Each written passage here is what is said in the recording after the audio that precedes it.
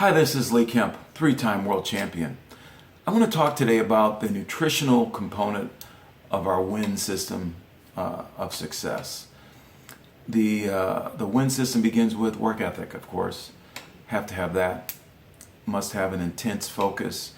And then the nutritional fuel part is absolutely key to success. I believe nutrition played a vitally important role in my winning my first state title back in 1973. And I know for sure it has played a key role in winning my national titles in college and then my world titles internationally. Nutrition is something that plays a very important role in my life today at 60 years old. I'm almost 60 years old, and the focus I've had on nutrition my entire life, I believe, has enabled me to maintain fit and healthy. Let's start with the whole idea of nutrition.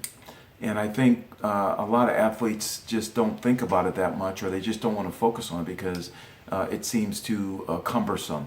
Not that it's complex, but when people are eating and they are trying to figure out what to eat, sometimes counting calories and all that kind of stuff just gets kind of in the way, and it muddles the whole thing up. But as a wrestler especially, they need to understand and focus on it a little bit more than probably other athletes, because wrestlers are in an environment where they are reducing their food intake because they're trying to get down to a weight class. And when you reduce your food intake, you're also reducing your nutrient intake. And also wrestlers are dehydrating a bit to get down to their weight. So they're reducing their water, which is vitally important, and they're reducing their food. So they're not getting water, they're not getting nutrients.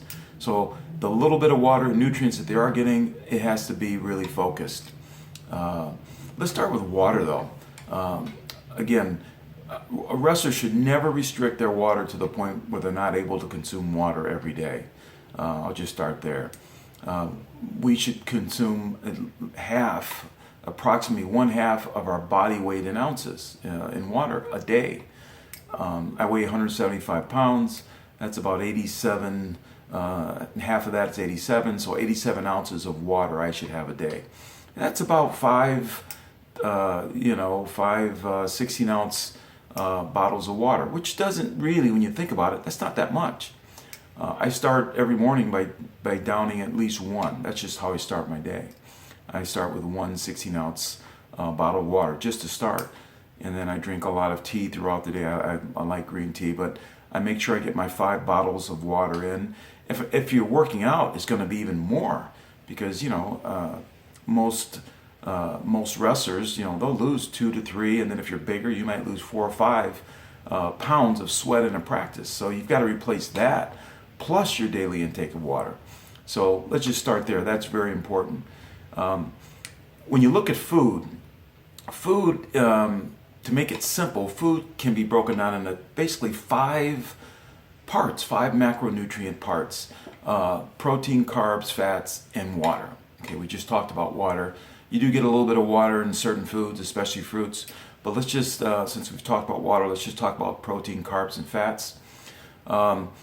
The traditional, general guide is somewhere around 40% of your daily intake of food should be carbohydrates, and then 30% protein and 30% fats. If you are trying to reduce weight, as most wrestlers are, they're trying to get down to a weight class, then you should reduce your carb intake and increase your protein intake. So it should flip. Protein should be probably 40% of your daily food intake, and then carbs 30, and then fat 30. So, and you can vary it a little bit more even. You can maybe increase your protein intake even a little bit more. And maybe in the early stages of trying to get the weight down and lose some of that body fat, you might have 60% protein intake, and then the other percentages that they fall in for fat and carbs. Food, as you eat food, you need to have a knowledge of good carbs and bad carbs. Let's just start with carbs, because that is our principal fuel source. Fat is a fuel source, but it's a much more difficult one. for your body to break down, and protein is probably the most difficult. And you don't want to be using protein as a fuel source, because then your body will start to catabolize. That term means the body starts utilizing its own protein stores as fuel. So we don't want to do that. But starting with carbs, good carbs. What are the good carbs? Well, the good carbs are the ones that are complex carbohydrates, like vegetables, like whole grains. I eat a lot of whole grains. Rice is a big part of my diet every day. I eat rice almost every single day, whole grain rice. And I'm going to produce another video that kind of shows you some dishes that I make with rice that turn out to be really good. It helps you get, a steady flow of the complex carbohydrates. The simple carbs are the ones that have sugar as a primary base. You don't really want simple sugars in your diet, but it's almost impossible not to get them. So my recommendation would be to try to eliminate them, try not to eat them, and then when you get them accidentally, that'll just be the small amount that you do get. But the simple sugars are things with sugar in them. Soda, for one. Anything that has sugar as an ingredient you want to try to avoid. So you want to steer and stay in the complex carbohydrates, which is mainly your vegetables, and then your whole grains, and your fruits too. Next, protein. Protein's talked about a lot. A lot of athletes feel they need a lot of protein. I have studied it, and back in 1979 I had a chance to meet Ellington Darden. He was one of the original nutritionists that worked with the founder of Nautilus way back in the 70s.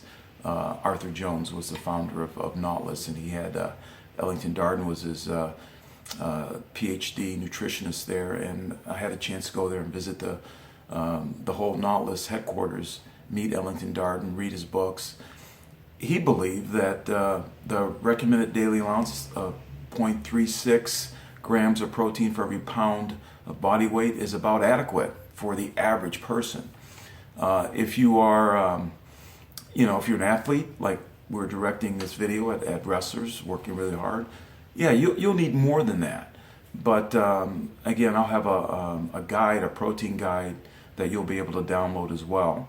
And in addition, this conversation that I'm having now about food and the macronutrients of protein, carbs, and fats, we're going to have available for download. But I just wanted to just kind of give you a feeling of what you're going to be looking for in this document. Again, protein, 0.36 grams, and if you just times that by your weight, you'll get kind of what you need as an average. But then as an athlete, obviously you're going to need a lot more than that. You might be approaching 0.8%, as high as 0.8%. If you're a high-level athlete like wrestlers are, if you're trying to gain muscle mass, if you're trying to get bigger. And I've got a chart in there that'll show you how to navigate through that. Looking at fats. There's good fats and bad fats, just like good carbs and bad carbs. The good fats are your unsaturated fats, and but you need them. The concept is all fat is bad. No, all fat is not bad. You actually need fats. The good fats comprise your omega-3 fatty acids, which is the principal one that your body needs, and the principal one that you get out of the unsaturated fats. Fish is a good one. I personally like salmon. You can get the good fats from nuts, and you can get it from avocados. There's lots of different good fat sources, but your fat sources typically the good fat sources typically come from vegetable sources, like your olive oil and all the avocados and all those vegetable sources of fats. The bad fats, the saturated fats, typically come from animal sources. And it doesn't mean that they're all bad, it just means you need to limit your intake of saturated fats. Again, saturated fats typically come from your animal sources, your meats. You can get leaner cuts of meats to reduce your saturated fats. And another real good source of saturated fats comes from coconut oil. I consume a little bit of coconut oil every day, and that's one of your good fats. I cook with it sometimes too.